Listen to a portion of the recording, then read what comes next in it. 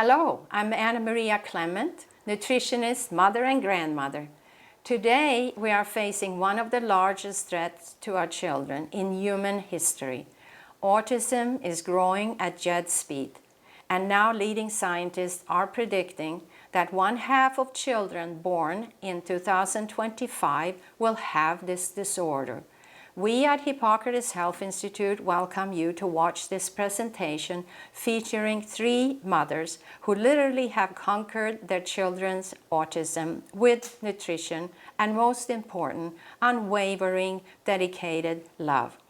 Dr. Cass, psychologist, Dr. Ranicky, psychologist, my husband Brian Clement, and I will speak about the latest science and discoveries.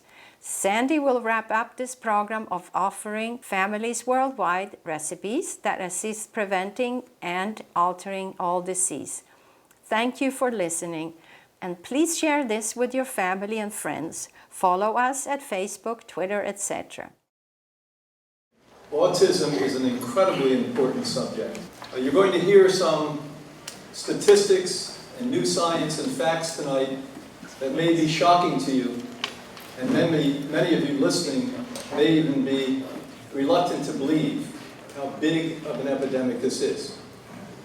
In my 44 years of work, I've seen many diseases become plagues, cancer slowly but surely, but I've never seen anything move as rapidly as autism. When the statistics have gone up 10, 20, 30, 40 times in 2 generations, and all we're getting from mainstream science is we don't know why it's here. It's not enough. So what I'm really happy about is that many courageous people at some of our great universities globally have gone way out of their way to understand that something can be done about this. What are the origins of autism, and how can we stop it? So as in the spirit of Hippocrates' 60-year history, tonight is not about what's right and what's wrong, should we take inoculations or not. It's about science. And just like with every one of our hundreds of thousands of guests that we welcomed here at the Institute, we let people make personal choices. And from those personal choices, people make wise decisions when they have wisdom. When we don't know, we're in the dark, we make decisions based upon emotions, which quite often are the wrong ones. I know whenever I want to talk to Anna Maria, she says, settle down, then you'll make more sense. So I'm going to introduce Anna right now. So, we're in a time where we can't ignore autism anymore. We can't ignore what's happening. And, as a parent and grandparent, you really worry about what our kids and grandkids are going to find in life. How healthy are they going to stay? How healthy are our grandkids going to be through their lifetime, and their kids? And it's time that we educate ourselves, that we really get educated. So that's what this evening is about. And, there's so many thoughts out there of what could be the reason. Is it simply genetic? Is it heavy metal poisoning? Is it the casein, which is dairy, and gluten connection? Is it allergies? Is it autoimmune? Is it viral? Is it enzyme deficiency? Is it yeast overgrowth? There's so many things out there. Now science are coming out with real proof. So this is what we're really going to talk about today too. And you've probably seen ads about Roundup and how amazingly it is that there is no control of how much can be done in nature from your neighbors to you, from big farms, of course. So over and over, it links Monsanto's Roundup to autism, Parkinson, and Alzheimer. And it's not only is it the Roundup, you see aluminum, fluoride, Roundup, again and again. So there is no control how much we can spray, and we're all in one atmosphere. So sooner or later we'll get even though we might not live right close to a farm. So here comes the study that really proves a lot for us. Dr. Stephanie Seneff, lead scientist at MIT, states that 1/2 of all children born in 2025 will most likely have some level of autism. Seneff has proved that Roundup, a noted weed killer, that is now spliced into some of your food through genetic modification, contains one deadly chemical called glyphosate. This neural disorder produces the sikimate pathway in the consumer's body. This process disturbs and destroys gut bacteria in the GI tract, preventing protein uptake into the cells. Dr. Seneff's believe this is a central cause of autism due to the intestine and neurological connection. Laminated wood flooring has also been linked to autism at MIT, among many things. Seneff's work reconfirms past research that looked at methylation of DNA and RNA proteins that disturbed phospholipids and neurotransmitters. So communication in your brain. So avoiding non-organic foods, including genetically modified varieties, is the first safeguard in preventing autism. Sleep, nutritious food, pure water, and exercise not only builds healthy bodies, it also strengthens your immunity. People who live this way will protect their future children. So I'm going to give the word to Brian, and he will continue. So we were all stunned at the dramatic announcement from such a respected and renowned researcher. This is the lead researcher in her department at MIT, and being from Boston, like or dislike MIT, there's nobody I know on the planet Earth who understands science who doesn't have massive respect. And when Dr. Seneff said in a meeting just a month ago in Massachusetts that we can anticipate and expect 1/2 of our children having autism, this should be alarming to a point it should be the #1 news story until everyone gets it through their head. And we learned something from her study. It's a work in progress. So this is why we can't point fingers and blame one thing, because I'm going to move on to some other information that may be rehashing old information, but on the other hand, now there's data that so supports what some people have suspected for decades, that it's without question a fact at this point. The Thimerosal, neuron disruption link. Thimerosal contains ethyl mercury. This established toxin is not disputable. In fact, unless you want to pick a fight with the periodic table. So there's nobody in the world of science or chemistry that wouldn't completely concur that mercury hurts the brain. And when we know that, and there's nobody that can debate it, then why do we keep insisting in the realms of inoculations to put thimerosal in as a preservative, when it's been questioned numerous times by dozens of lead scientists globally as a pretty bad preservative? And these people are not just critics, they're giving options. They're saying, why do you have it in if it's not necessary and there's other things that are better? Thimerosal is 50% mercury by weight and is used as a dubious preservative.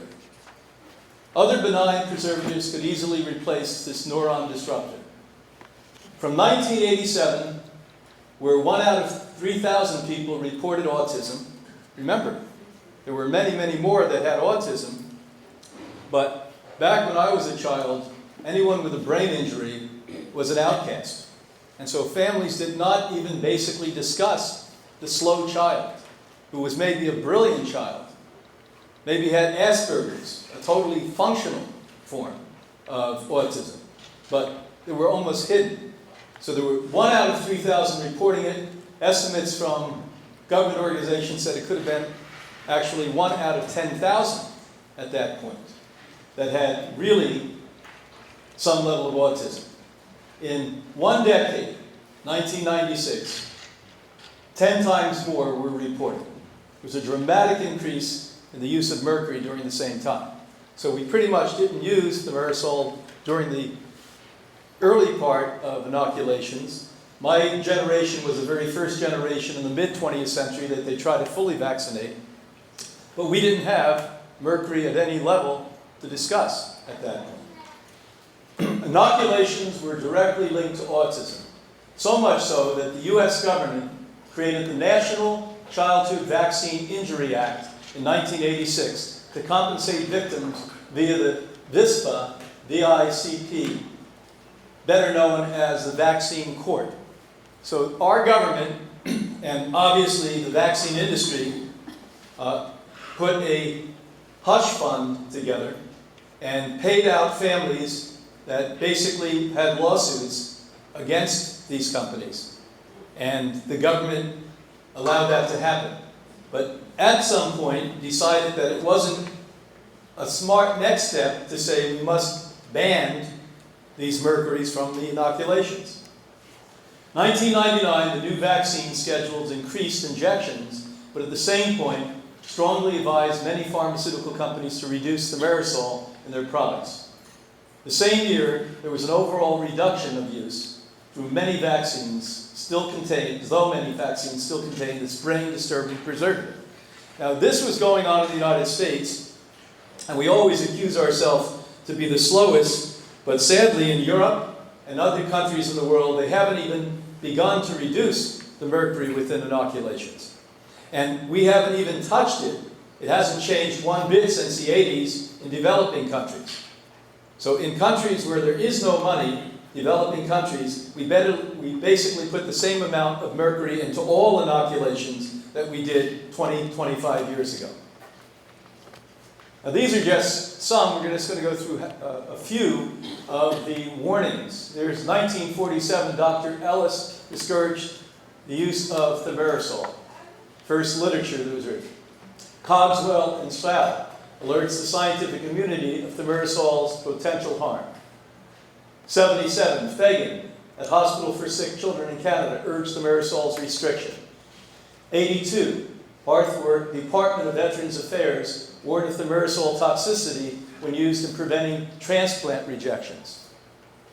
83, Bakshun, a Russian scientist, published his research on thimerosal creating cell property damage. So he actually showed in vitro, in petri dishes, that when you put the mercury in, he was getting almost 100% cell damage. 1985, Staler and the CDC, Center for Disease Control, reported thimerosal's ineffectiveness as a vaccine preservative. So the very CDC that was supposed to regulate this, back in 1985, said it was ineffective as a preservative, but didn't take the next step to ban it at that stage. 86, Winship, the Department of Health and Social Service in the UK, released statements about the cumulative effect of thimerosal toxicity from multiple injections. Now, the trick that was used for many years is there was an acceptable level.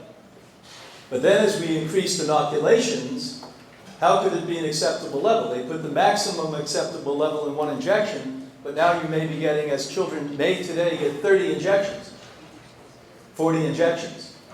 And there are plans now, we possibly would give injections to people every 5 years throughout their entire life.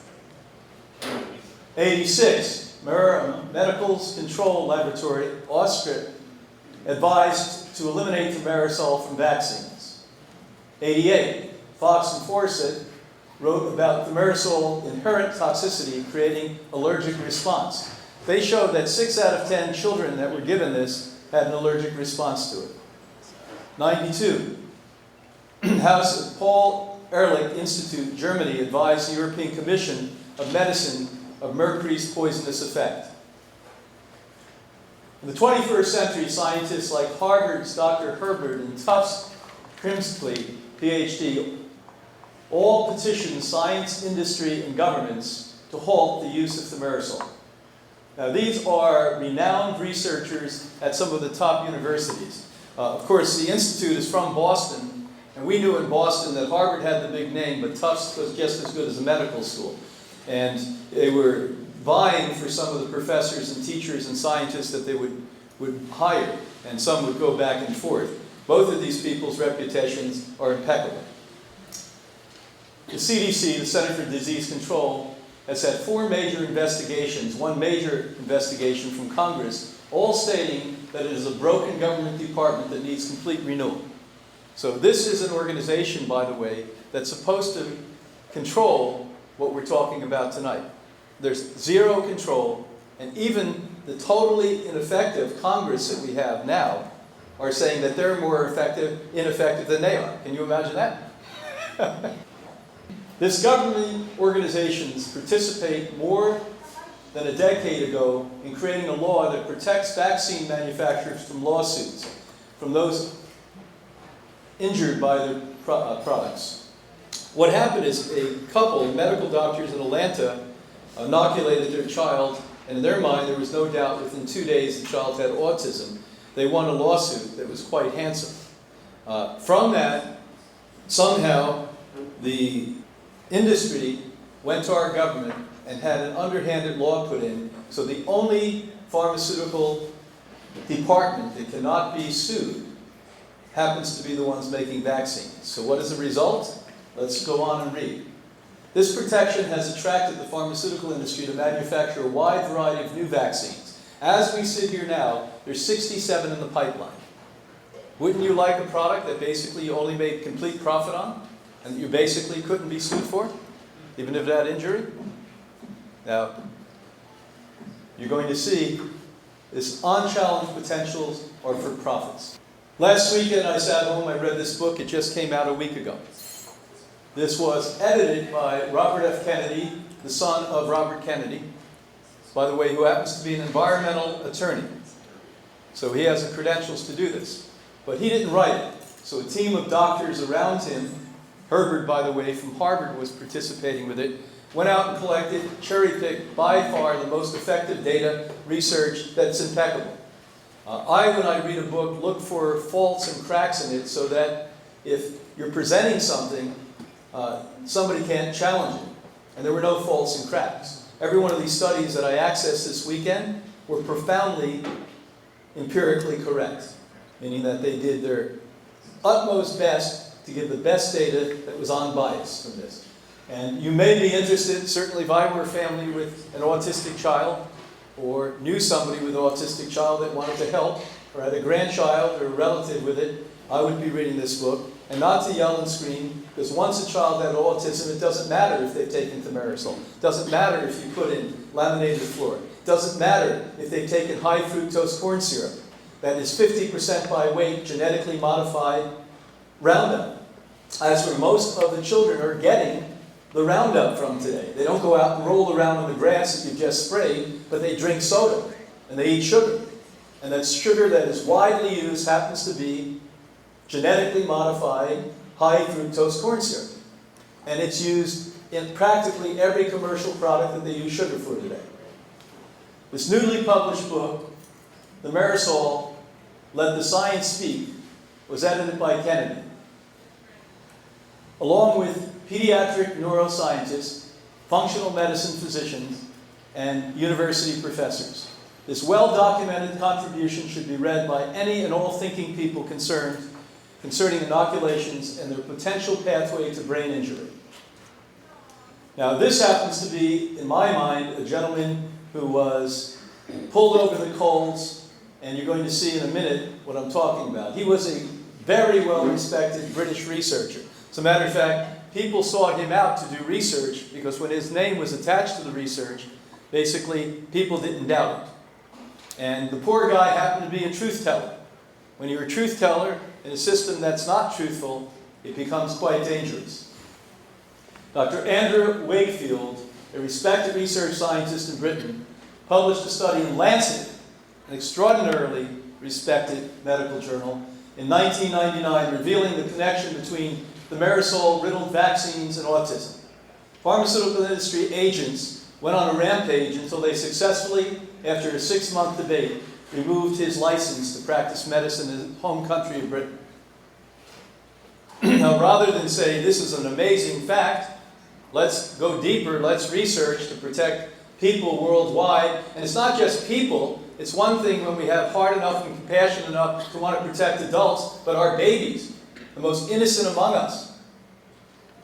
Why don't we want to protect these children? It's a broken system. Mounting evidence reveals systemic cover-ups from the vaccine and chemical industry. Without the will of government officials to reform the FDA, the CDC, and similar global government organizations, we will continue to be misled, and profits will continue to be priority over human health. Vaccines in their original form have been able to save millions, if not billions, of lives. Remember plagues we had that are gone because of vaccines. So when you start to look at vaccines, why most people are rejecting them today is because of people like Dr. Wakefield, people like Dr. Seneff, people like Robert Kennedy Jr. And you're going to have a mounting chorus of people, because there are truth tellers out there that are willing to sacrifice license and reputation. But most people do not realize that you've been systematically brainwashed, and they have buzzwords like vaccines. When you hear that, you think they're crazy people. Do you realize that the people that assembled Robert Kennedy's book, including Robert Kennedy, are very much pro-vaccines? That they go out of their way to write in the introductions of the book how they are absolutely committed to the idea that vaccines are saving lives. And it would be an easy step, at least for this one issue that we now have proven directly relates with autism, to remove the marisol from the vaccines and to, in fact, replace it with a preservative that works. Why would the companies not have enough consciousness and wisdom to do that? I mean, if I were running these companies, I can tell you, if people started to not want my product, I'd say, well, how do I want to make the product desirable for people? Doesn't that make a little bit of sense? But they don't do that. With the current atmosphere surrounding this issue, more people are opting out since they understand the potential side effects.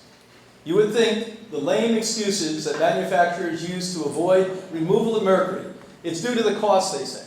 Can you imagine? It's due to the cost.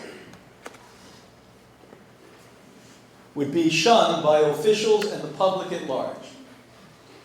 So the last statement that I'm going to make is that we've got to be informed. Just like when people come here with other disorders, we tell them that knowledge is power. And if you have knowledge and don't shy away from it, and don't think that it is biased, everything we're presenting tonight is completely unbiased, by the way.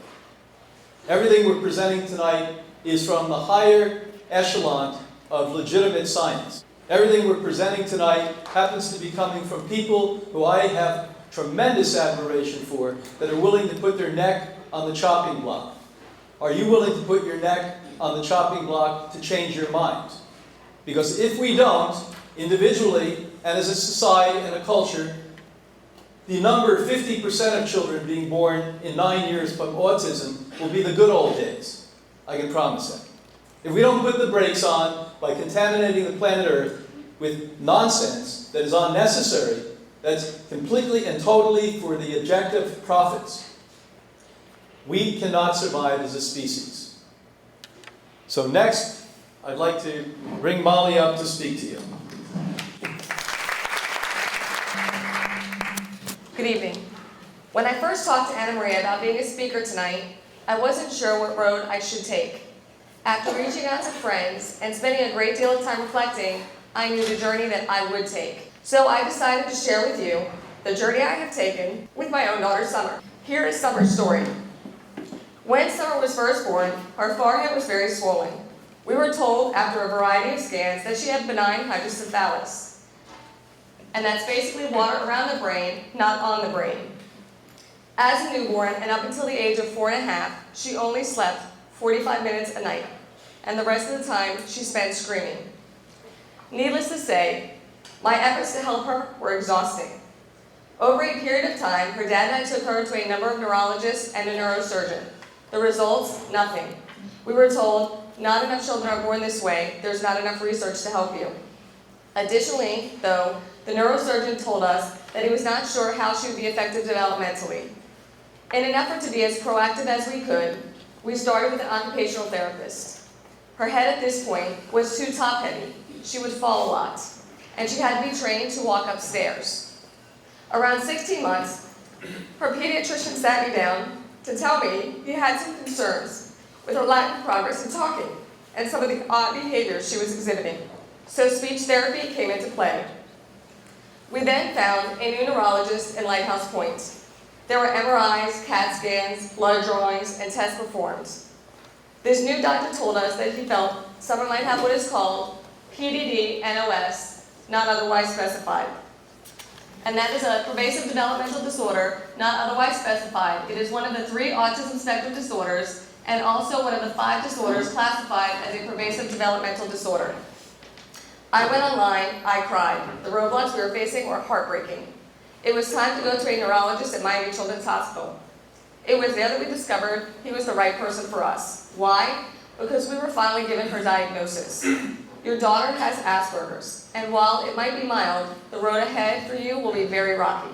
At that time, I didn't know how rocky it would be. I will never forget his first words to his father and I. It is going to be tough for you. You will fight just as hard as a parent who has a low-functioning child. People will tell you you are crazy. You're a bad parent, you're raising a brat. But I'm here to tell you today that is not the case. She has Asperger's, and we will know more of where she will be in life by the time she is the age of 7. She was only 3 when we began her first set of medication, risperidol. At the age of 4, we switched to something different due to the way her body metabolized the medication. So she started taking Concerta, 18 milligrams, along with Intuniv, 1 milligram. By the time she reached the age of 9, she was on an adult dose of Concerta and 2 milligrams of Intuniv. At the age of 10, we switched to Adderall, 10 milligrams. When she entered into the public school system, we had her in the ESE programs, where she was placed in inclusion classrooms. I had run into an old friend who told me about a great facility, Palm Beach School for Autism. When she started kindergarten, we could not keep her there because she was too high functioning to remain in their school at the time.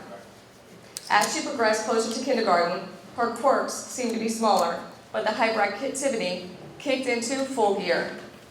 Kindergarten was a true test of her ability to function in a mainstream classroom. The teacher would call, she's climbing under the tables, she's running around the room. I was at my wit's end. It was their job to figure out what to do with her. Off to another school we went, probably the worst decision I made in my life. She was there from 1st through 3rd grade. In the 1st grade, I was not received a 1, but a 2-page letter written in her agenda from her teacher about how I needed to get a handle on her behavior. And I quote, "She is out of control." Did I mention at the time Summer could read? Yes, she read the whole thing. I attended a principal's meeting the next day where she defended the teacher's actions. The end of the year rolls around and Summer is given this award. "Teacher, I'm done now. What do I do next?" This is Summer, a folder just to keep her busy because we don't know what else to do with her. This is how she presented the award to Summer in a classroom full of children and all of their parents. 2nd and 3rd were rolling right along the same path until that one fateful day in October at an IEP meeting. This time I got smart. I hired an advocate. She put demands on them that infuriated the principal. Nothing more that any mom would not want. A full-scale psych eval on her. The school fought that day until the advocate threatened to hire an attorney. I had to reach out to the school in May. We still had no results. The appointment was made 2 days before the end of the school year. We left that meeting for the first time broken and at a loss for words, or so we thought. Summer had failed the reading portion of her FCAT and would be retained, and she showed no ability to do math word problems from her inability to retain any information. Then came the most awful news any parent with a child with special needs could bear. On the last day of school, in her report card, was a letter from the principal. We were no longer welcome back. We were hard-shipped into the school due to where I worked at the time. She was done dealing with me and the demands that I had placed on her with my daughter. What was I going to do? I was devastated. So I reached out to a principal at a local private school who I knew had just started an ESE program there. It is the best thing I ever did for my daughter and our family. For the first time the other day, last week when I picked her up, she jumped in the car and said, "Mom, I did it." And I said, "Did what?" She replied, "I memorized and passed my first ever math word problem." My eyes welled up with tears. Who could ask for anything better? Things are changing and getting better every day. Before I close out my presentation tonight, I want to discuss Summer's medications just one more time.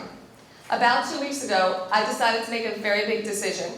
I removed Summer from all of her medications and chose to blend her with vetiver and balance oils. I am so proud and excited to say that at this moment, this change at home, things are going very well. I reached out to her teachers and asked them how they felt she was doing. They said with the close of the school year, it was a little bit difficult for them to tell. They requested more time to give me their official opinion, but they said at this point in time, they saw no difference. She was doing a great job. Her diet has changed as well. She is gluten-free and moving towards a vegan lifestyle. As a family, we are working towards keeping her balanced and scheduled to remain the bright and beautiful 10-year-old girl we have been blessed with. Autism awareness is my passion, and I will continue to advocate for those that are affected. And like Cassandra said in her song, it takes a village. Thank you very much.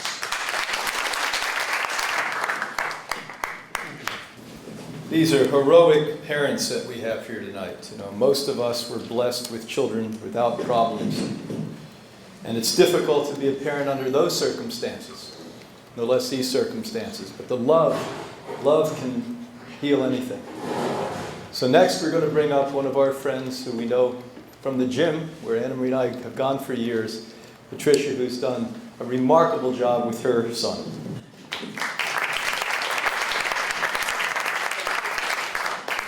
Good evening. First, I want to start out by thanking Brian and Anne Maria and Hippocrates Institute for this opportunity to share my husband and my, James, our son Michael's story. But this story involves more than just Michael. There are so many who have contributed to his success, and I want to recognize and thank all who are part of this story. We noticed Michael was different around the 8-month mark. That was when his stimming started. If some of you may not know, stimming is a repetitive hand motion that brings comfort and order to an autistic child. Michael would grab a 10-inch long instrument. It could be a pencil, a fork, for some reason, rulers. He gravitated towards that. He would put them in his hands and just rock his hands, or his other movement would be spinning. It was always clockwise, and he would always be looking left. What that has to do with anything, I don't know, but I just wanted you to know that's how his stimming manifested in his behavior. Michael, okay, he would hold the pencil. No regret. He didn't have any aggression. He was reaching some of his milestones, such as crawling well. He loved his walker, and he was making a little eye contact. He started a few words around a year old, but those were lost after his next series of vaccinations. Michael's vaccination protocol started the day he was born. Our mainstream pediatrician suggested starting 3 vaccinations that day with a follow-up vaccination for his hepatitis B in 2 weeks. He started with the DTaP, the DTP, the hepatitis B, polio, and the HIV vaccines on the day he was born. Michael learned, I thought it was okay. I'm still beating myself up, but almost got to that forgiveness part. Michael learned to walk on time and comprehended most of what was going on around him. I'll never forget this. At 1.5 years old, we were watching a Veggie Tale on TV. Some of you may be familiar. They're cartoon vegetable characters, and they tell Bible stories. And this particular story was the Good Samaritan. Well, the celery character fell in the hole, and by the time the second character went by without helping him out of that hole, Michael was in tears. So that, to me, excited me because I knew he understood what was going on in that story. So I immediately paused the show, got on the floor, put him in my lap, and just spoke with him. Michael, this is a story about the Good Samaritan. Now watch, somebody's going to help him out of that hole. Sure enough, I turned it back on, and he smiled. He got up and did a little happy dance. His happy dance again had to do with spinning. It brought him comfort. But it was short-lived, for by age 2, he seemed to start withdrawing. His stimming increased, and he wouldn't play with his babysitter's son, who was his same age. He wasn't aggressive or anxious, he just turned inside. By 2.5, there was no more eye contact and no more words. He managed a few noises such as oos for juice and sigh, sigh, sigh when he wanted to go outside. I could understand them, but most people couldn't. Our mainstream pediatrician would not diagnose at this time, even with all the evidences of the PDD, pervasive development disorder. Our turning point came after Michael turned 4, when we saw an advertisement on TV for Palm Beach Preschool for Autism. Michael still was not speaking, and we promptly called for an appointment since by this time our research online had us convinced it was autism. The school did an evaluation through the No Child Left Behind Palm Beach County Public School mandate. He was diagnosed PDD on the autistic spectrum. We immediately enrolled him in the school. We had just missed, though, by a few days, a presentation given by Dr. David Berger at the school. Dr. David Berger was from Vitality Wellness in Miami Beach. He gave a presentation about a boy named Charlie who had severe autistic behavior that included headbanging and isolating himself on top of the kitchen refrigerator. Well, Charlie went through Dr. David's chelating protocols and dietary guidelines and responded beautifully, which is why he is now an active, productive adult. James and I decided to contact him and learn about what these protocols were and to see if they could help Michael. Dr. David explained to us that heavy metal toxicity could be a factor in Michael's behavior. He wanted to go from a biomedical approach and examine Michael's hair, blood, urine, and stool. With the proper pre-push of glutathione, and that's where they will inject glutathione directly into the vein in the hand, he was able to measure any heavy metals that may be present because we collected the stool and we collected the urine over an 8-hour period and had it measured. Sure enough, he was very, very high in mercury, cadmium, lead, and arsenic. How he came about all these, we have no idea. The further research we've done, the manufacturing processes of commercially prepared foods are cleaned with arsenic. Stainless steel cookware, which I thought was very, very healthy to cook with, emits nickel into food. Didn't know that until we started researching. So a lot of this toxicity was not just the vaccination. It's all over an environment, as the Roundup obviously suggests and proves. So he went on to explain that heavy metals do not settle in the blood. They settle in cell tissue, which is why the glutathione is needed to push that heavy metal out of the tissue and into the bloodstream where it can be excreted through the urine and the stool and to be measured. So the pre-push of glutathione consisted of an IV bag of glutathione, vitamin C, and N-acetylcysteine into the vein in his hand. Now, at 4 years of age, Michael was amazing. He understood me when I told him the injection was going to hurt. So we would sing our way through it. As the lab tech entered his skin, we would go, "Oh!" and he would go, "Oh!" So we would scream together. So even to this day, we still call them hand screams. So I couldn't imagine we would get such immediate results though, because remember now, he still did not have any words, mostly noises, and still very little eye contact.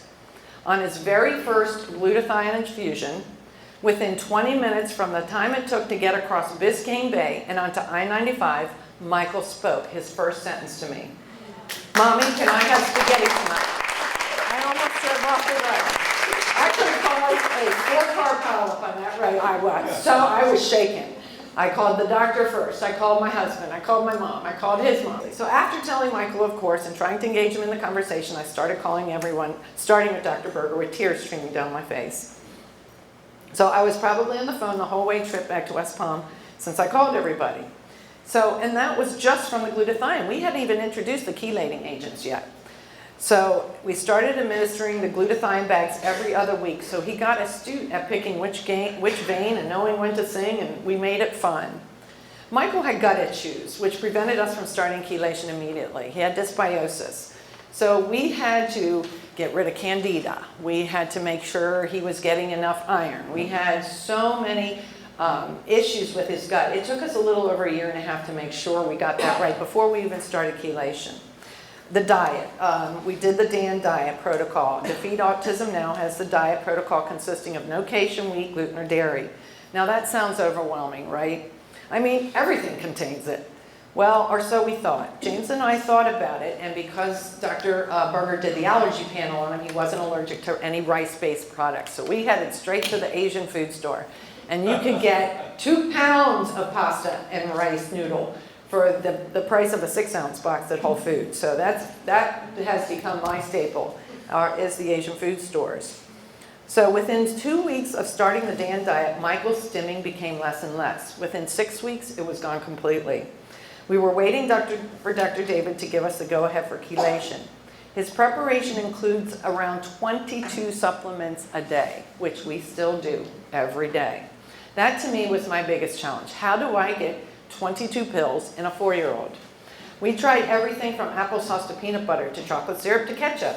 Michael finally settled on a chocolate shake consisting of chocolate almond milk as a base, mixing with frozen bananas. So I would empty every nutraceutical in a little container, and we would have a base of that mixture. Put it in with the frozen banana, the chocolate milk, and he still drinks one every day to this day.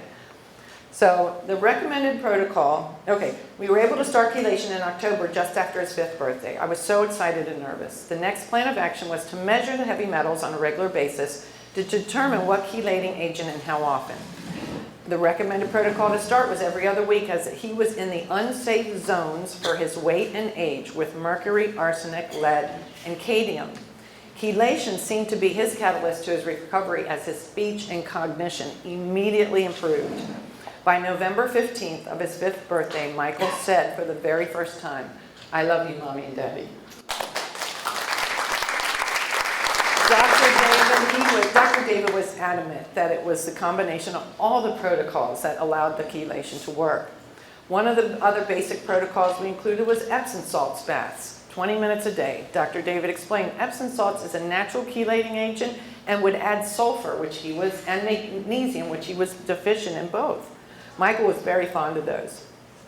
One of the neat stories I have about that is Michael's words and expression and description of things was very, very personal and his. He liked his baths. We had to do them often. So I'm filling the bathtub. I go sit down in my office. I'm in front of my keyboard and everything. He comes in. "Mom, that's not a true bath." So he has to have it at his level to make it a true bath. So it's just so endearing when you hear these things, because he's communicating and he's putting it out there to me. So another one was hyperbaric oxygen. It was an enclosed tube on the floor that we would get into. I had to lie down with him inside it. The tube would pressurize for 15 minutes with pure oxygen, be at full oxygen for 30 minutes, and then depressurize for 15.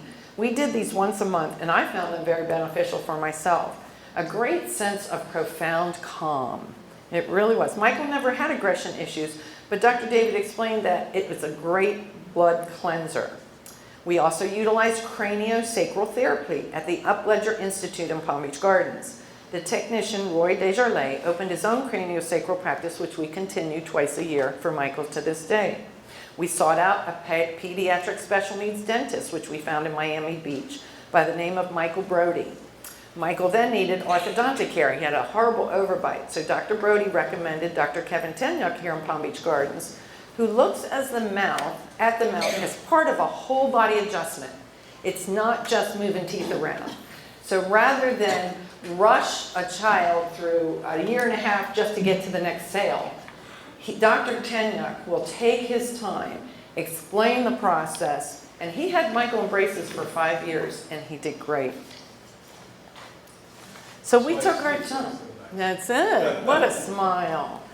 So probably the last therapy we added was chiropractic and massage. Dr. Andrew Hope at Hope Health and Wellness is still assisting Michael through massage, neck, and back adjustments. So how do we do it? It sounds overwhelming. Unless, number one, you have a goal. You sit down, you ask, do we want to use this as a day-to-day treatment for a child, or are we going to do something to change this? What do we want to do? And number two, you're part of a team. You find, if you're single, get a sister or a brother. If you're married, make sure you guys are on the same page. James and I decided to take 2 different approaches when we went at this, because there's a lot of research you got to do up there, depending on what it is you want to do. We didn't know what we wanted to do at first. We feel like we were guided to Dr. Berger and to Palm Beach School for Autism, and those were two really, really key for us. But he took a physical approach, I took a biomedical approach. We went through all the different websites, decided, okay, let's try this. Okay, let's try this. Let's ask Dr. Berger about this. And that's how we came up. It's always a work in progress. You're not going to come up with a formula, that's going to fit everybody. I can only speak for that child right there. I can't speak for any other autistic kid out there, but I can tell you what worked for Michael and what didn't. So we started by videotaping every one of our doctor visits. Dr. Berger allowed us to do that. So we could refer back to the instructions and the protocols as we needed them. He would talk so fast and give us so much information to try and process that on the way home. After the first visit, no, we're starting over. Okay, so we go back and we schedule the next appointment because I want to really be able to get a handle on this. We listed all the morning supplements on a spreadsheet on the fridge because they would change as Dr. David would recommend. James and I became a well-oiled machine in which we would each have agreed upon certain duties and responsibilities. We both knew each other's duties in case we had to fill in for each other. We were committed and still are to this day. During Michael's time spent at Palm Beach School for Autism, we hired one of their assistants to come to our home and give Michael OT once a week. This is where he learned what was on top, what was underneath, chronological order of events of cartoons, and what happened first, what happened last. That was, again, another good therapy that we added, and that started when he was in first and second grade, also with Palm Beach School for Autism. Then he went on to Seminole Trails Elementary School, which is an autistic cluster. He was in the class of Mrs. Barbara Anderson, which took the high and medium functioning autistic children for all elementary grades. He then went on to Coniston Middle Public School, in which he ended his 8th grade with a 4.0 average. Michael is now attending G-Star School of the Arts, which is a film and video academy near our home. He is now a sophomore in high school who just joined the National Honor Society year with a 3.8 average and is now in the process of dual enrolling to complete his core college classes in these next 2 years while he's a junior and senior. During his school tenure, Michael has been within the ESE guidelines. He has had an IEP twice a year, which defines goals, accomplishments, and challenges. He knows his greatest challenges are word composition and reading comprehension. He learns more easily by auditory instruction and relies heavily on body language as a means of identifying emotion. His goals include learning animation software, learning how to play various musical instruments so he can create motion picture soundtracks and create photography and film. We will continue monitoring his heavy metal retention and adjusting his protocols as recommended. Michael knows this may be a part of the rest of his life, but more importantly, he recognizes how challenging his life would be without it. Some of his own insights to me include, at the age of 9, he thanked me on the way home from one of our glutathione infusions. His quote was, "Thanks, Mom, my brain feels so much better now." And so I asked him, well, how does that feel in your body? Why is that, Michael? And he says, because my brain is quiet. So in Michael's case, he felt his brain was so chaotic and disordered with thought that it could not be compartmentalized like you and I can to come up here and speak with that train of thought. Dr. Berger explained that the myelin sheath that covers that thought from neuron to neuron, because of heavy metal, could have holes in it. So that thought is in there bouncing around and he can't get it to his mouth. And if he does, it comes out 5 and 6 and 7 and 8 and 9 times. And that was called parroting. When he was, so when he was around 7 or 8, I would bring him to the grocery store with me. We would ask for certain items. I would tell him to turn over the box and look at the ingredients with me. If he would see high fructose corn syrup, I'd go, please try again. So just to make it fun. So for my own experience, in conclusion, I would share that to keep the process from being too serious or scary, implement as much fun as you can. It draws you together as a family and provides good memories that will last a lifetime. And so if you can show Michael today. Hello, my name is Michael Siniglia. I am 16 years old. I am a sophomore at a charter high school called G-Star School of the Arts. I've been nominated by the National Honor Society, and my GPA, my grade point average is 3.8, and I've been getting a lot of A's and B's. So recently I've been acing my classes, and I feel pretty proud about it. Now we're going to bring Dawn and her beautiful little guy up here, our friends from Canada, from Ontario, Canada. So come on up and speak to us. So my story begins with a similar journey of being a mom of a little guy with autism. And these are my 3 kids here. The guy on the far right, his name is Stosh, and when he was 5 years old, this is when we had him diagnosed with autism by a psychiatric team. He had very little speech. Any speech he did have, not one person could understand him. Always had to interpret for him. He drooled at the age of 5. He had these types of stimming. He had no social ability. He did not look us in the eye. He wouldn't let us hug him. He had sensory integration disorder. It was a devastating journey for a mom. And as Brian had talked about already, it is very difficult sometimes to be a parent of an otherwise normal child, much less be a mom or a father of a child who has some developmental disabilities. And so here we were with this label on our hands. And what ended up happening for us is in the beginning of my journey, when I was just not even pregnant with this guy, I was into nothing natural. I was opposed to everything natural. It was all just hokey nonsense to me. I thought it was just people stealing your joy. I'd have friends come over with these gluten-free sandwiches with avocado in the middle. And I thought, this is crazy. They're just taking your money. They're just stealing your joy. And I didn't understand back then that what I was housing when I did end up getting pregnant was a very uncomfortable situation for a baby, for a fetus growing inside me. And so I now know that it doesn't start when they're children, that it starts far before that.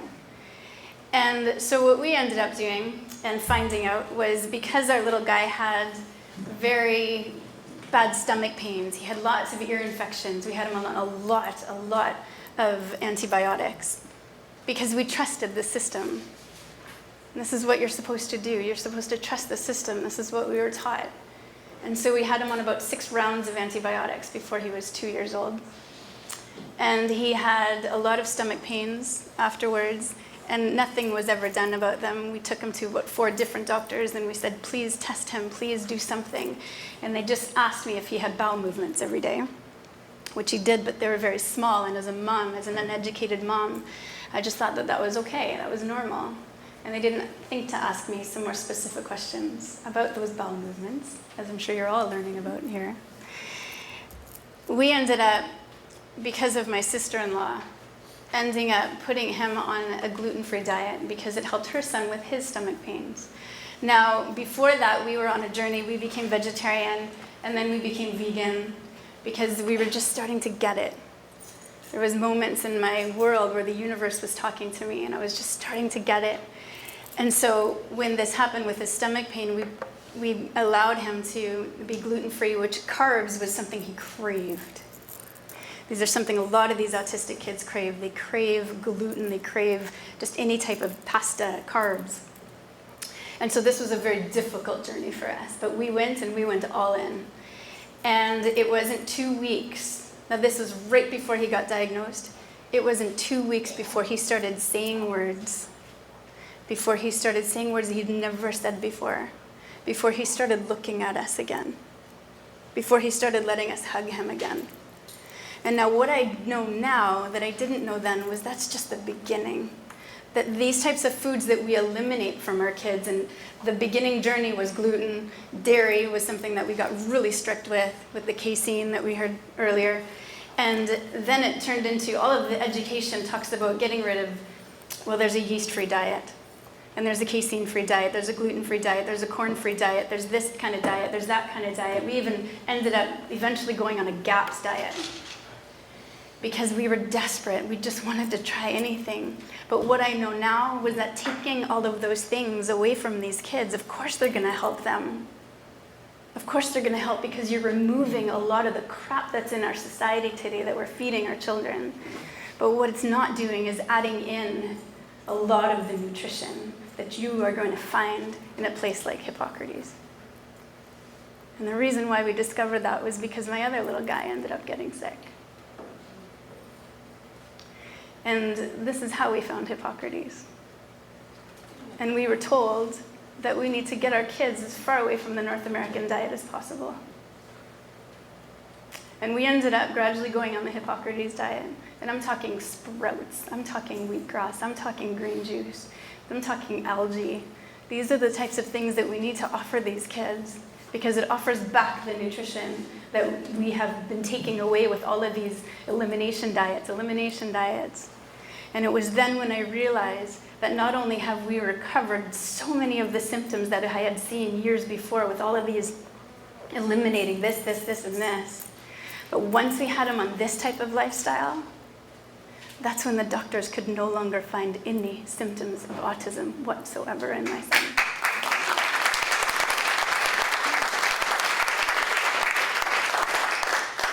So we call these kids the canaries in the coal mine. Anyone hear about this before? Not a lot of you? Yeah, some of you? What this was back in the olden days. Sorry for some of you who are in the olden days. When they were coal miners, my grandfather was one of them, and he ended up being, there was a lot of carbon monoxide that happened in these mines, way, way deep in the earth. And some brilliant person discovered that canaries were very sensitive.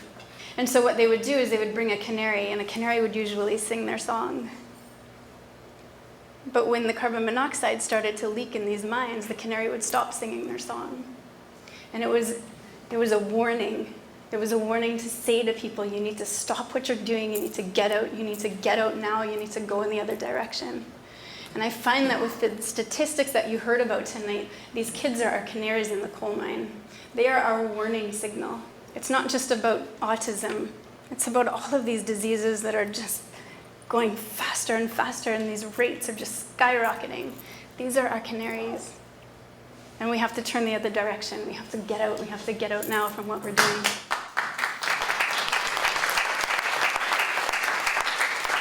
I talk a lot about, I'm a health coach, and so I talk to a lot of my clients about early intervention, because it does start before you're pregnant.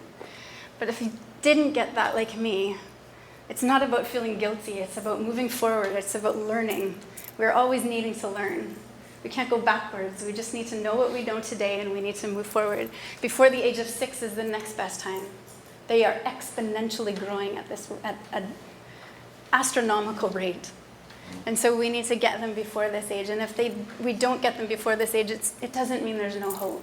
I've seen many, many kids that are teenagers, that are in their 20s, that if we can just get them a better night's sleep, if we can just help them in their behaviors, if we can just help them have a lesser temper tantrum, would that not be worth it as a mom or a dad to just get through their day?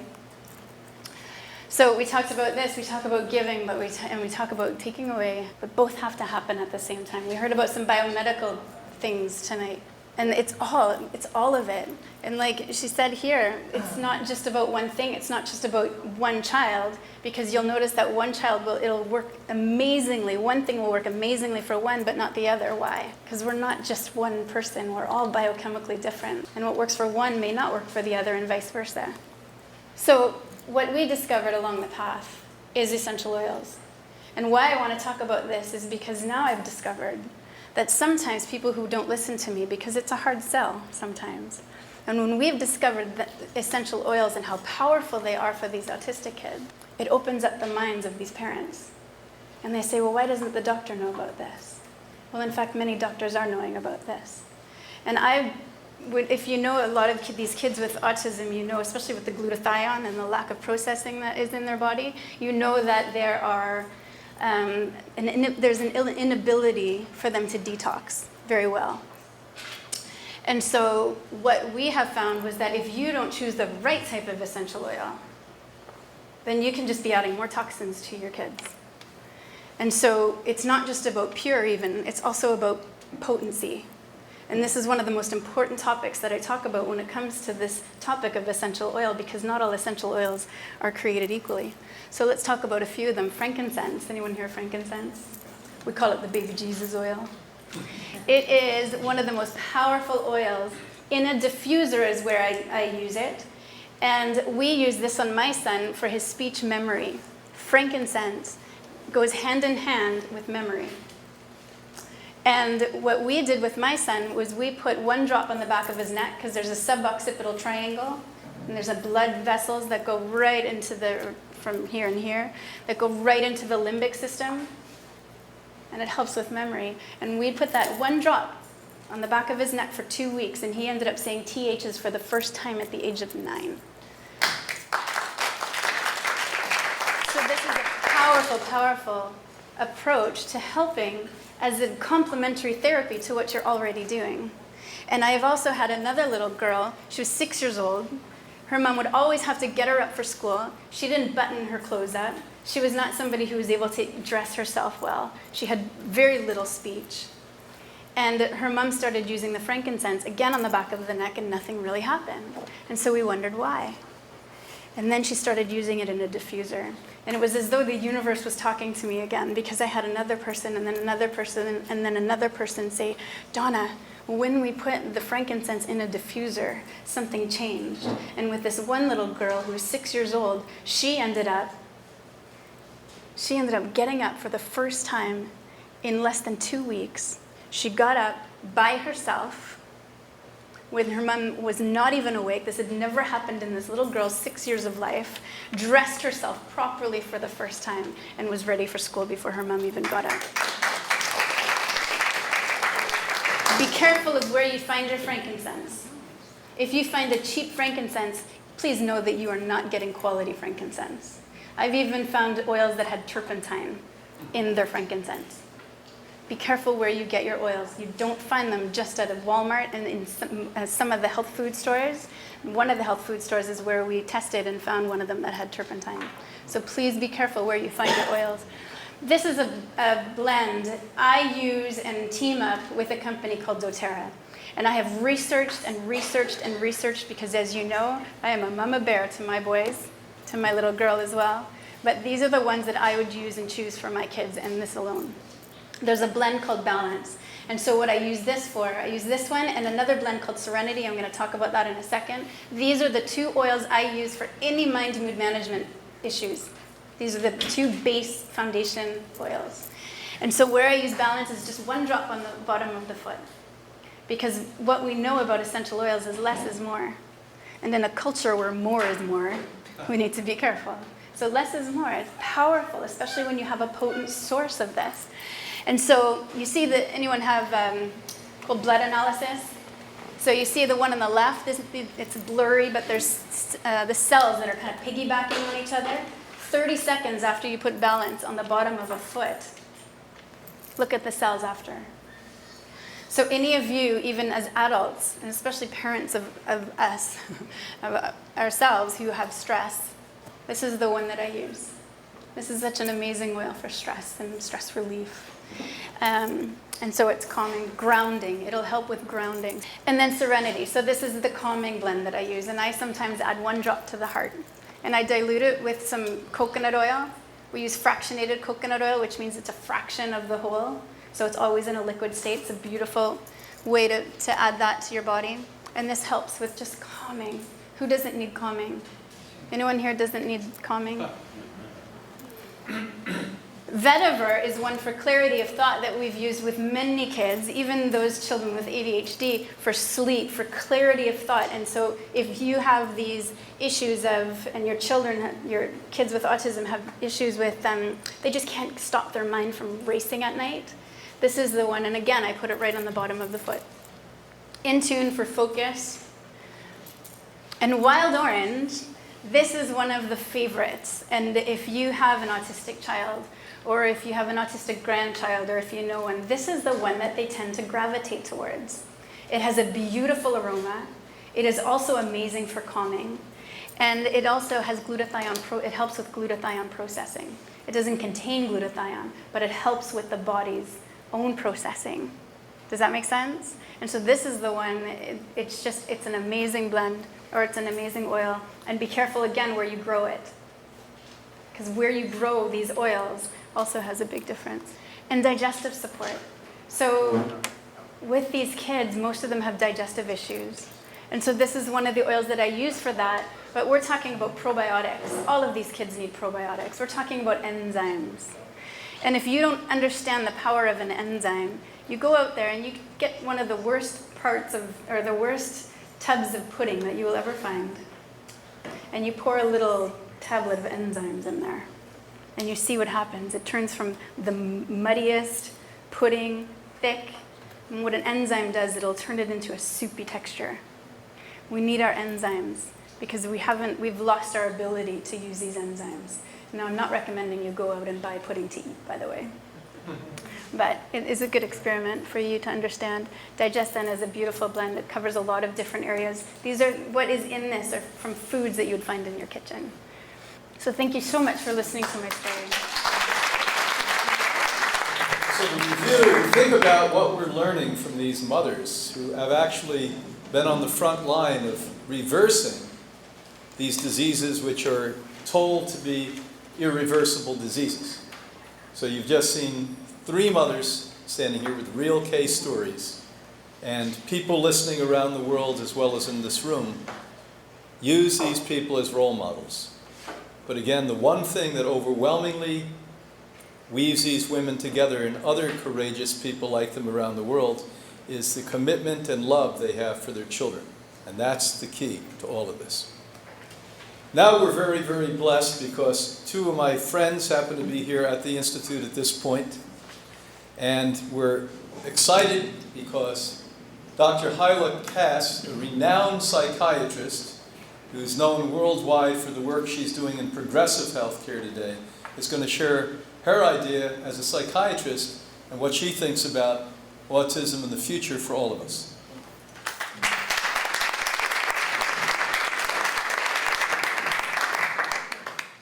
Good evening. Thank you so much, Brian and Anna Marie. Thank you for what you're doing here.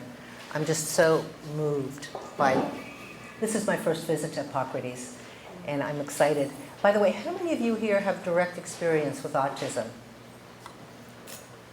Okay. Now, as a psychiatrist, I certainly have been seeing autism along the way. I'm actually trained in child psychiatry as well as adult psychiatry.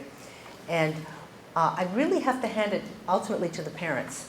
It's the absolutely amazingly committed moms, really, because the dads are usually working, but they're contributing as well. These moms who really make the difference with their kids. I mean, I'm just in awe of what you're able to do. And that's really the future. In fact, it's actually the future of medicine, because medicine is not going to come from conventional medicine. I am one. I am a medical doctor. I did an internship residency. I was faculty at UCLA for many years. I'm board certified. I have all the good credentials. Nonetheless, it's going to be grassroots, because unfortunately, the conventional medical world is still driven by the pharmaceutical industry. And while drugs do provide some help at times, they're not very useful in long-term chronic illness, as we heard tonight. That many of these children, the only treatment they're given is medication. And what does the medication do? It has side effects. These kids are very poor detoxers. And that, you wonder, well, listen, some kids get vaccines, they're okay. Well, why does this one get autism? It's because they're poor detoxers. And it's genetic. Usually there's a genetic preloading, a predisposition, and there's genetics and there's epigenetics. So we're born with our genetics, but we absolutely can do something about it.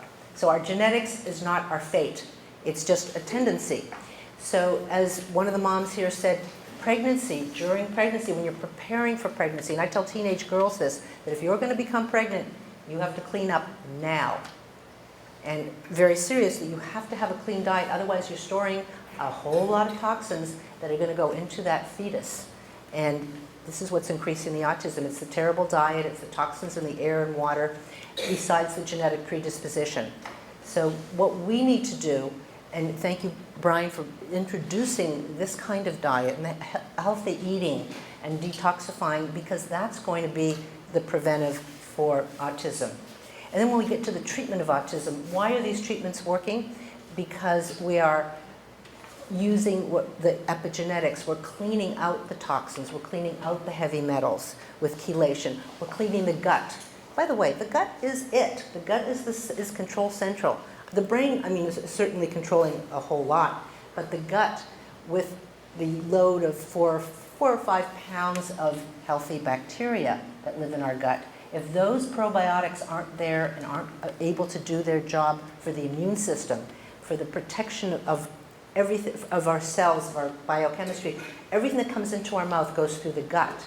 And if that gut is not populated properly with the right probiotics, the right friendly bacteria, the good bacteria, we're in trouble. And that's why when these kids are given round after round of antibiotics, oh my heavens, look what we're doing. We're killing our immune system. We're killing what is there to make everything work properly. And there's such a big gut-brain connection that we now know that certain probiotics are actually helping to reverse psychiatric illness. So I'm sort of giving a little bullet points here as I'm thinking of them. But basically, the points I really want to make are: keep your gut clean, detoxify heavy metals, particularly if you're susceptible to them. In my own patients, I see heavy loads of mercury, cadmium, lead, and I'm in California. I see uranium, because we actually have uranium in the water. And people, unfortunately, drink the tap water. Do not drink tap water. Have your water very, very well filtered, please. And this is not just, what I'm talking about is not just for autism. Cleaning the gut, cleaning out the heavy metals, supporting your GI system with probiotics, doing good prenatal care. This goes for everything, including cancer. So autism is the autistic kids are the canaries in the coal mine, but we are all susceptible to all of these. So I'm very happy that we have these moms, these organizations, our medical organizations for physicians who are treating alternatively, as you were mentioning this doctor in Palm Beach. There are lists of doctors or organizations. I was just at a really wonderful conference for MedMaps, medmaps.org, and they have a list of doctors as well. And I learned a tremendous amount about what progress is being made by so-called functional medicine doctors, who are not just treating the symptoms, but they're actually treating what's going on under the hood. They're really looking, testing and testing and testing and treating on a microscopic level and getting, as you can see, tremendous results. So know that there's hope and know that you can take charge of your health. And those of you that are here, that's what you're doing. You are taking charge of your health. And I applaud all of you because you're here, because you're doing it and you're the voice. Remember, if you have a personal contact with autism, or you find somebody with autism, you hear it mentioned, bring this up, that it's not hopeless. It's not just you have to do special schooling forever or whatever they used to do. It's we really can turn things around. You just have to know where to go and what to do. So thank you. I'm Dr. Hyla Cass. I have a website, cassmd.com, cassmd.com, if you want more information about what I do. And I thank you. Thank you. Isn't it wonderful to see that the world's changing slowly but surely? Now, my good friend who I've worked with for a very long time in many programs, a year ago we began comprehensive cancer programs here at Hippocrates, where on top of the life transformation program, we put a layer on emotional work as well as some of the cutting-edge technologies that are coming in biofrequency medicine. So I want you to welcome Dr. Jan Ranicky.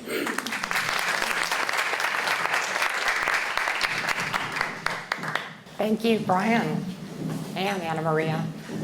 My dear friends, you guys have said it all. I want to just, in a few words, kind of share a few things that come to my mind, because my background is in behavioral medicine.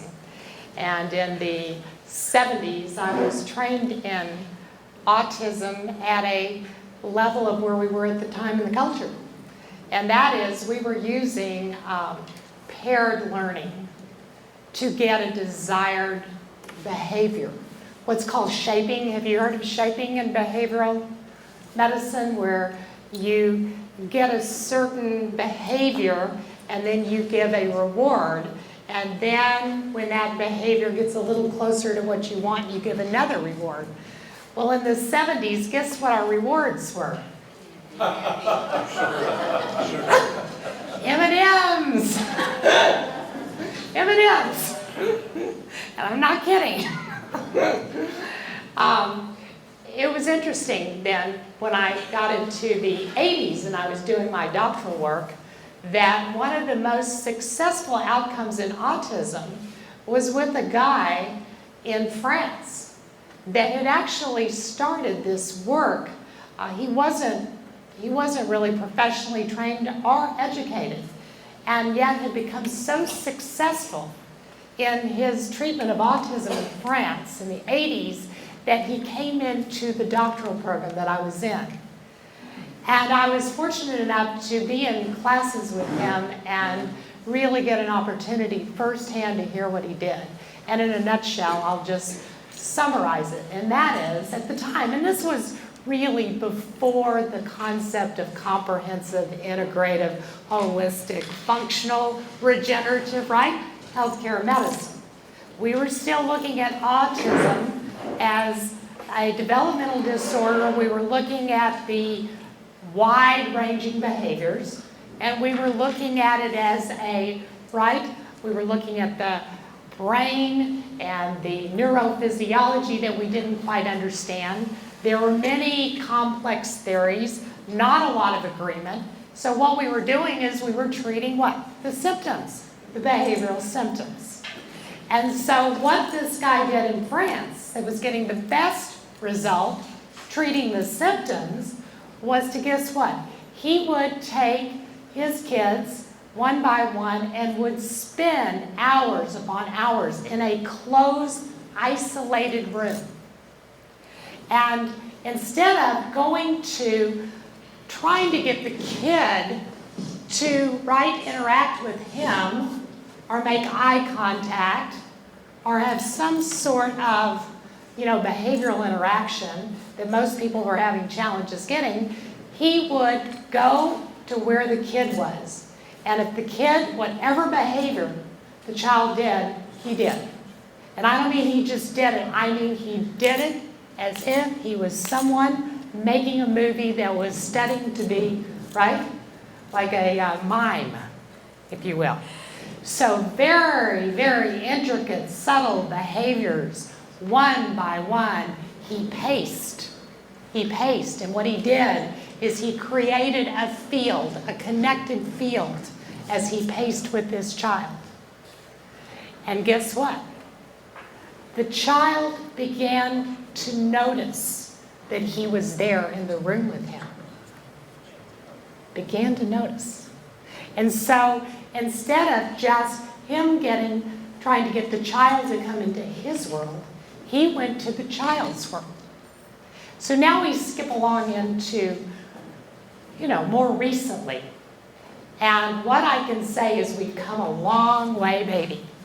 And I think we've come a long way, baby, because of exactly people like you guys being the leaders in the world in this. People like Brian and Anna, Dr. Brian and Anna Maria Clement, providing a world premier institute such as this, where people can come from all over the world and get the idea of what a prototype that's based on an integrative, comprehensive approach entails.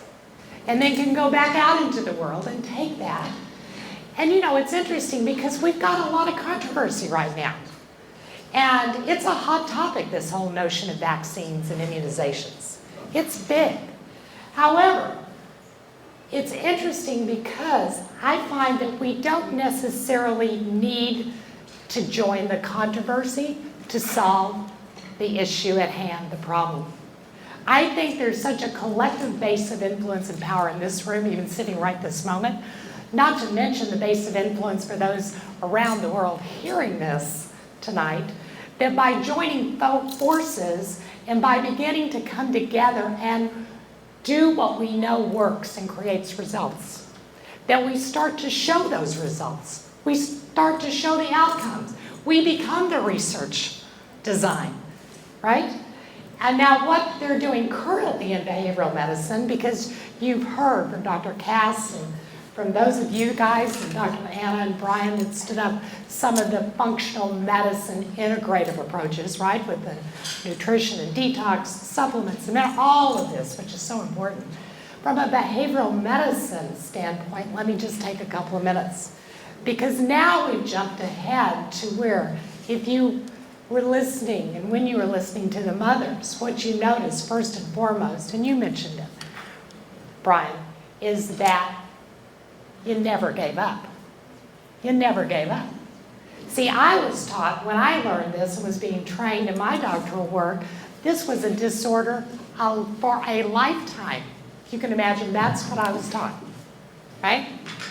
And so, to begin to get through that hurdle, because you guys knew it. You knew this, wait a minute. No matter what I've been told, no matter how bad it may look right now, I believe it's possible. I believe it's possible for them to get better. And you held that, and you didn't give up on it. And from looking at each of you guys, what you've shared, is that you attached. And that's one of the big issues in autism, because there's a different way attachment occurs. And when it doesn't occur in the normal fashion through the early eye gaze,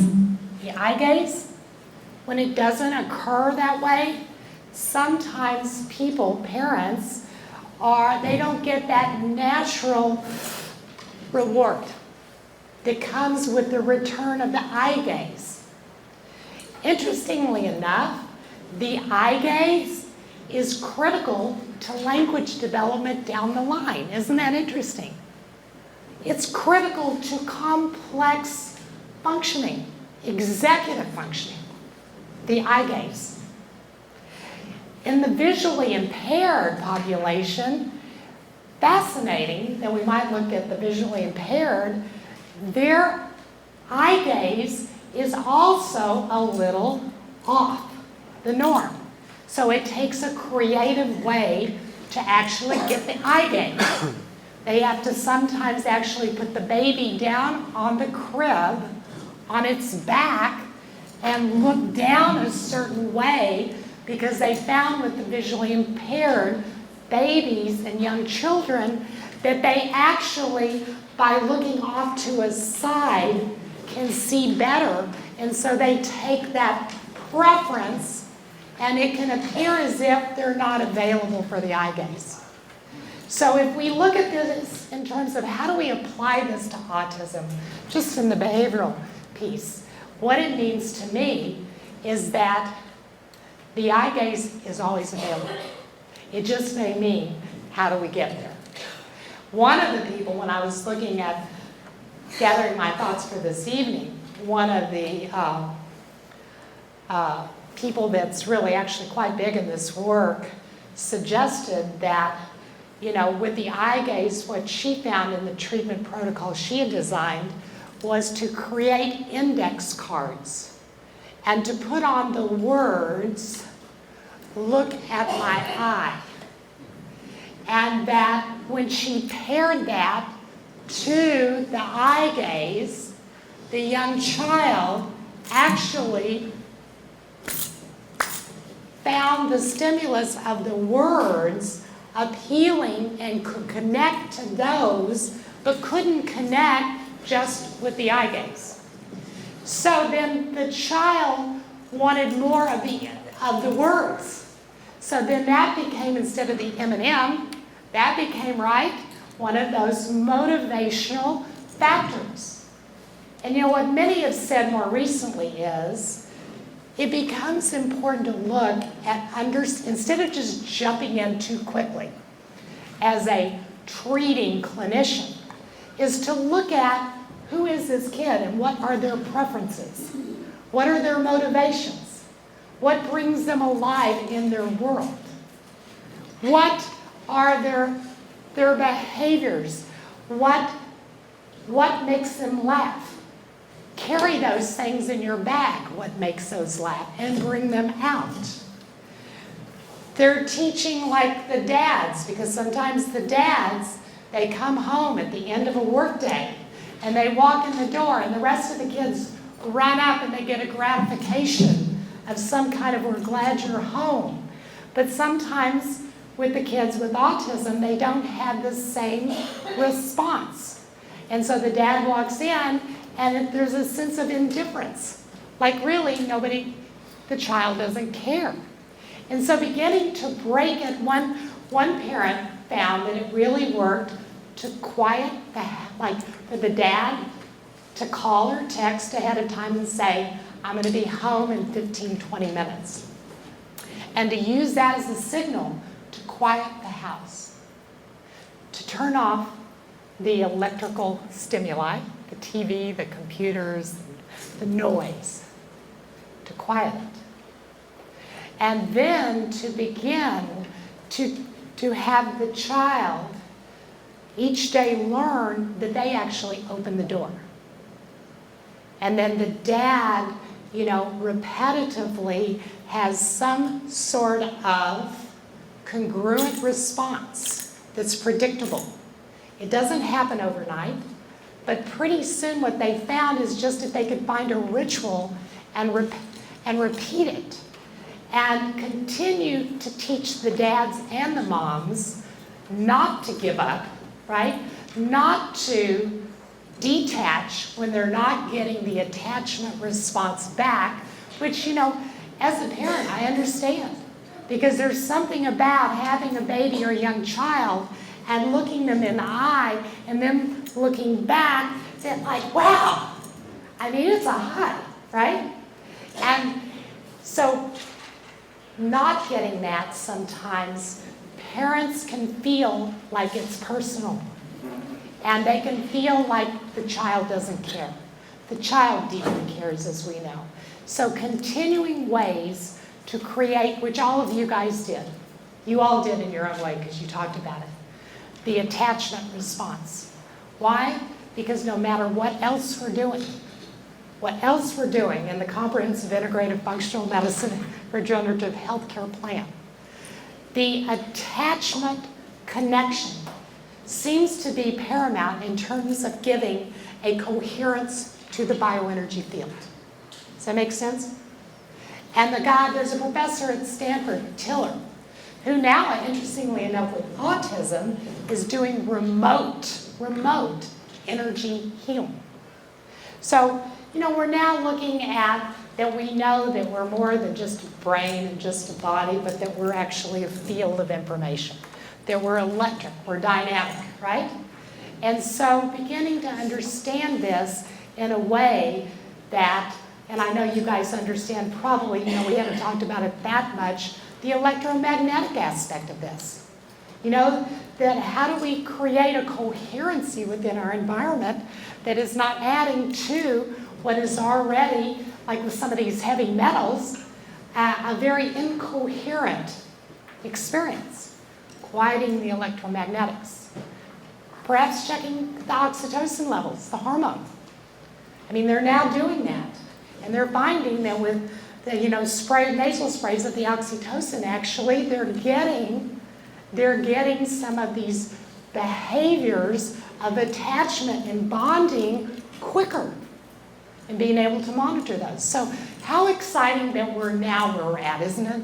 And that as together we come and begin to share about a topic that just really, when you think about it, not that long ago, when I was trained, had such a daunting kind of misunderstanding.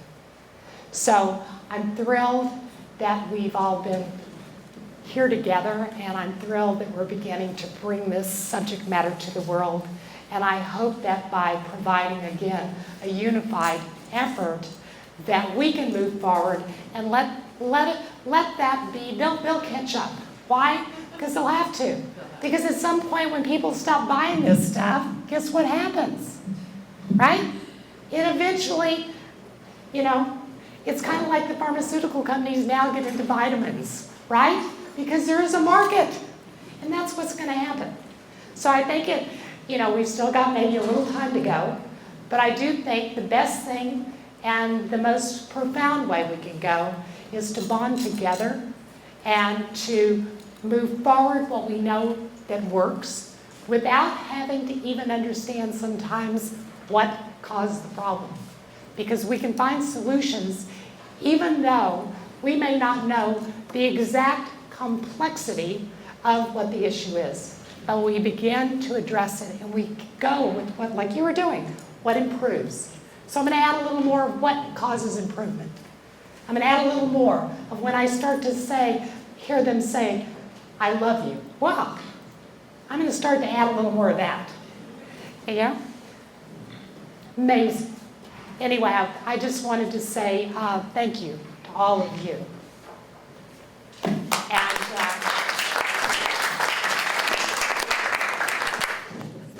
Well, we're going to be coming to an end, but I want to thank everyone. If we stand together and stand for the truth, and we're unwavering in our commitment for progress, the world's going to change. We're not in a bad time in human history. We're in the best time that we've ever been in human history. And so let's together move forward into the future and create the future ourselves. If you have any questions out there listening, we're going to close now for the worldwide connection, but we're going to answer questions to those of you sitting in the Wigmore Hall here tonight. Please write to us here at Hippocrates Health Institute with your questions. For any of the speakers tonight, I think some of the mothers out there tonight and fathers are going to be very acutely interested in speaking to these extraordinary women, and I want to give them a hand before we stop again. Anna Maria and I have known each other for many, many years, and she has heard Michael's story over the years. So she thought it was an excellent way to present Michael's story to the public. So yes, this is my first time on the campus, so I really don't know that much about Hippocrates, except for what I've seen on the website, and that it helps people more with cancer issues and things like that.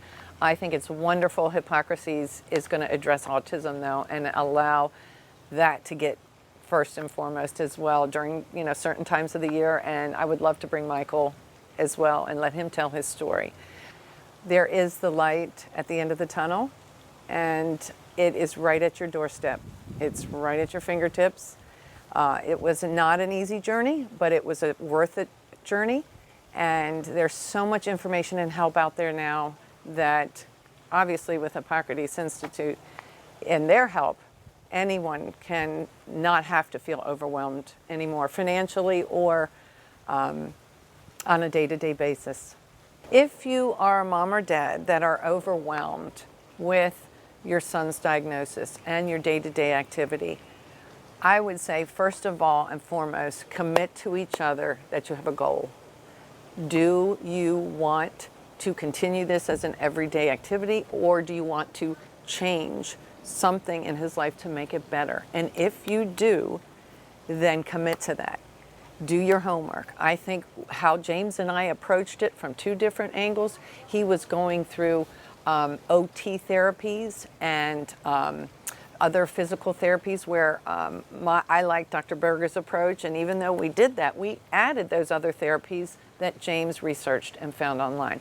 Do your homework. There's so much out there that can contribute to the overall well-being of a child whose brain and whose thought patterns are so chaotic that was our goal. So as a parent, a single parent or parents, if you have a network system, if you have brothers and sisters, family members that have the same goals, do your research together. Everybody eat gluten-free. It's not that hard. I thought, well, now this is 15 years ago, so there's a lot more gluten-free out there on the grocery shelves than there was at that time. But what James and I figured out was the Chinese grocery store had a lot of rice-based products, and Michael did not have a sensitivity to rice. So there are ways. It's not overwhelming. And to not make it scary or serious, too serious for each other and the child, keep it fun. You got to do some homework, but we have so much at our fingertips with the internet. It's not difficult if you break it down. Okay, James, what are you looking at this week? Okay, I'll do food. What are you looking at this week? Okay, I'll do alternative therapies, autistic therapies, and see what other parents are doing out there. I'll do the blogs. You do that. And then come back and sit down and talk about what your plan is. What do you want to try? So obviously it works. He wouldn't say otherwise. Kids are so honest. And he's doing great. Again, he's a 16-year-old at G-Star Video Filming Academy. Just got nominated into the National Honor Society with a 3.8 grade point average on his own. Will he probably have an IEP through college? Absolutely. He wants to actually start dual enrolling this summer for his core college classes and get them out of the way. His goals, he wants to be a motion picture soundtrack producer. He loves putting tracks together on the computer and his keyboards. And he's also learning animation software. He wants to be an animator as well. So he's my hero. He's my hero. So we're here at the Hippocrates Health Institute, and tonight I'm here because I'm speaking about autism at the Autism Education Summit. And I'm here as a mom because we've been through quite a journey with our son. My boy was about one when we realized something was off and he started to lose language. And he had no social ability, it seemed. He seemed to regress in a lot of ways, so he stopped looking at us. And by about 3 years old, he stopped letting us hug him. And there was a lot of stimming, there was little to no language. Nobody could understand him. And we had kept trying to just hope for the best. And everyone said, you know, maybe he'll grow out of it, maybe he'll grow out of it, because they wanted to offer us hope. And we wanted to hang on to that hope. But by the time he was 5, we knew that this was a boy who needed more than what we as parents could offer him. And so we got him diagnosed by, there was a psychiatric team, and they had him diagnosed with autism. And we did everything that they told us to. But now looking back, I realized that we did not provide the support that he needed. And it was gradually that we became vegetarian, and then we became vegan, and then now we're gluten-free. And it was only about 2 weeks before we started seeing him look at us for the first time and start to use syllables that we hadn't heard from him before. We've seen so much research on autism and gluten and dairy, and we thought, is it possible that that's what helped him in the last 2 weeks? And so we started on a journey where we went from gluten-free to dairy-free. Then we tried everything that they can throw at you. When you become a parent who understands that there is something else besides just what the doctors can support you in, you have gluten-free, dairy-free, candida-free diets, you have salicylates, you have phenols, you've got like the yeast-free diets, which is the candida, you have all of these different IgG allergy diets. You can just go on and on with all of these diets, and we did all of them with amazing, amazing results. We saw him slowly but surely come back and back and back to us. And it was like removing a lot of these foods was helping his body to potentially heal itself, is what we realized. But then, unfortunately, another one of our children got sick, and that's when we discovered the Hippocrates Institute. And we had taken a child, he was my second born, and we had taken him from kidney failure. Potential kidney failure is what they told us, because he had an autoimmune disease that they told us based on the biopsy, would have him with potential kidney failure by the time he was on his 20s or 30s. And Brian came to speak in our city, and that's where I first heard about what this could possibly do for him. When we put our second-born son on the Hippocrates diet, we had our son who had autism who I would say had removed most of the symptoms that he had of autism. And we forgot the importance of what it is to add these foods back into these kids' diets. And when you add these algae, the green algae, the blue-green algae, the chlorella, right? When you add the wheatgrass, when you add the green juice, that's when my son became grounded for the first time. And we said, this child has gone now from being completely in a place where we had no idea where he went, to coming back to us to complete, for, in our opinion, recovery, and where the doctors now are saying they don't see any signs of autism in him whatsoever. Yeah, it was, for him, we were on about a 95%, because he was a child, so we were on a 95% raw diet and sprouts. And we grew our own sprouts, we grew our own wheatgrass, we did the chlorella, we did the glutathione, which is another amazing thing that Brian had recommended to us with my other son, and it turned out it helped with him as well, which we know a lot of these autistic children have issues with glutathione processing. And then along the way, we've discovered essential oils, which is one of those things that I now offer to people in my health coaching practice as something that allows for help in support of calming or grounding. And it takes them from, I'm going to just do this therapy, to, look, there's something that's a complementary therapy that you can add in the meantime, that when they're breathing in these essential oils, it can actually serve their bodies at the same time as doing these other therapies. So we've discovered such a powerful resource in essential oils. I've met many families now in my health coaching practice who have children with autism. And one of the things that I say to them is, don't give up hope. Because there is a place out there that can offer you something as a complementary therapy to what you're already doing. And it is about education.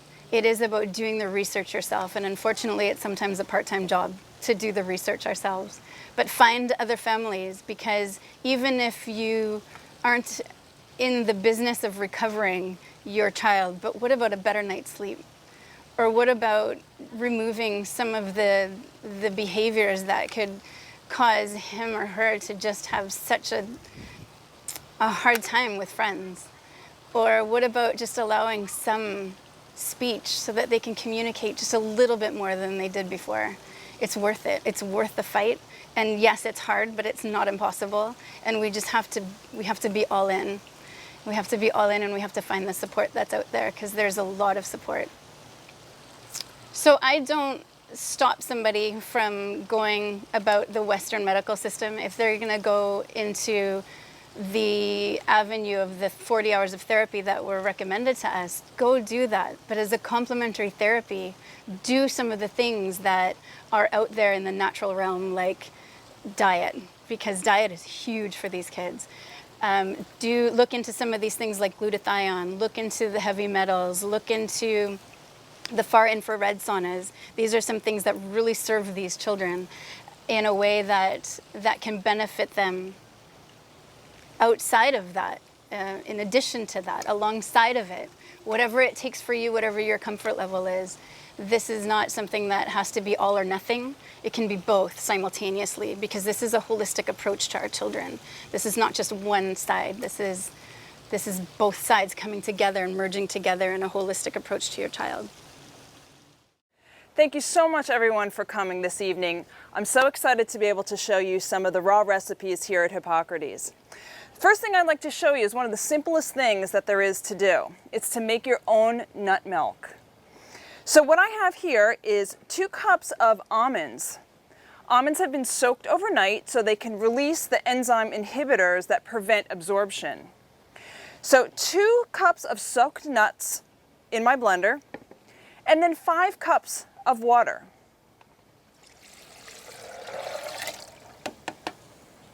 We're going to blend this for about 40 seconds, 45 seconds. So ready? Hold your ears. Stop. Now, to get the fibrous part of the nut out of the milk, We're going to use this little sprouting bag. These are available here in our Hippocrates store.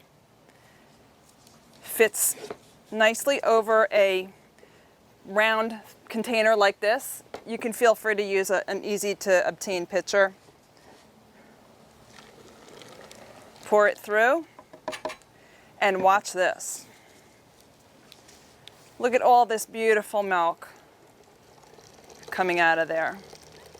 Now there's many, many uses for nut milk. And one of the things I'm going to share with you now is a lovely dessert that happens to be one of Anna Maria's favorites. So I'm going to set this aside. And here I have a cup of already squozen nut milk. Not sure if that's a word, but we'll use it anyway. And a 1/4 cup of chia seeds. I'm going to pour my seeds in there, pour my milk in,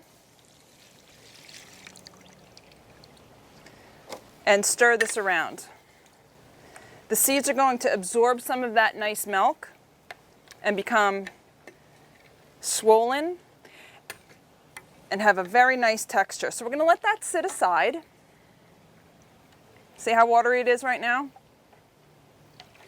I'm going to let that sit for a few minutes while I move on to show you the next recipe. That's again a very, very simple recipe. So I highly encourage you to try some of these at home. Okay, let's set this aside. Okay, now that we've spoken about nut milk, which is our dairy alternative, I'd like to show you a pasta alternative. This is a very readily available simple zucchini squash. And this is another very readily available piece of equipment that is a slicing machine. It makes this lovely ribbons of pasta. Well, why don't I just show you how nice it works? Again, it is available for purchase at our store. I'm going to take my zucchini and just simply cut off my ends. Put it right inside my little machine here. Press gently. And out comes all this lovely ribbons of pasta. Now let me tell you, what kid wouldn't eat this?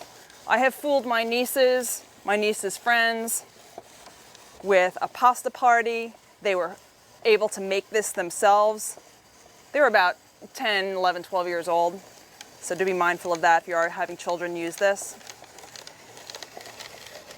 Very simple. It is very sharp though, so be careful. This is what you get from the middle. You could set that aside. You can use it in a dressing. You can use it as a fun little garnish. Throw it to your dog if your dogs like vegetables. That's what mine used to do. So now look at all this beautiful pasta here. Now, unless you want to do the whole Lady and the Tramp thing, you might want to cut some of this. So just with the scissors, you can go in and snip it a little bit and then put it right into your bowl. So we're going to pretend this was snipped already. And there you have it. Now, you can add some fun things to this. Some shredded carrot. Sprinkle that in.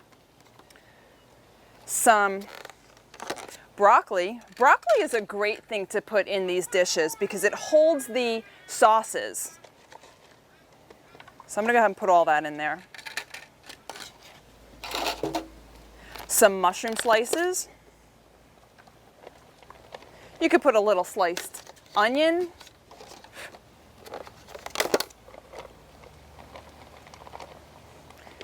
And how about a little bit of sliced pepper? That works. Now toss that all together. That's just lovely in itself. Who wouldn't eat that? Beautiful. Colorful, fun, easy to make. Kids can get their hands dirty by flipping it around and having some fun with it.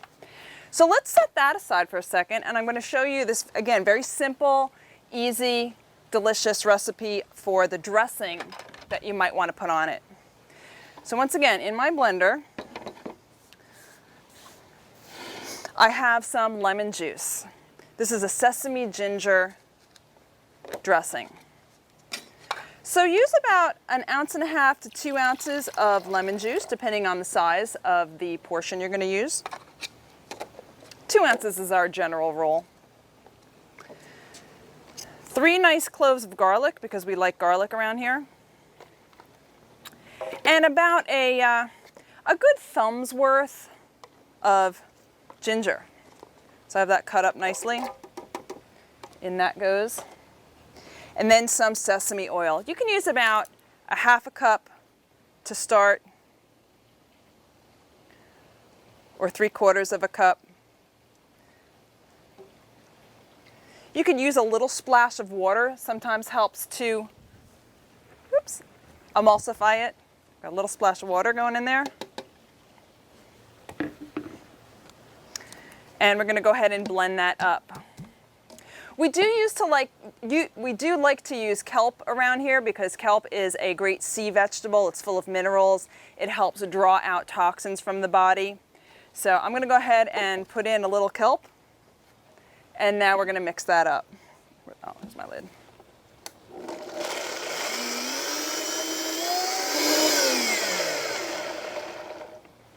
There we go. And then I'm going to pour this just over my pasta. You can garnish this with some lovely flowers, like in an Asian restaurant. They have those beautiful edible flowers. We have those here on our buffet as well. Sesame seeds come in black and white, and that's a nice garnish for this as well. And then just go ahead and mix that all up. Let it set for a few minutes so it can absorb all those nice juices.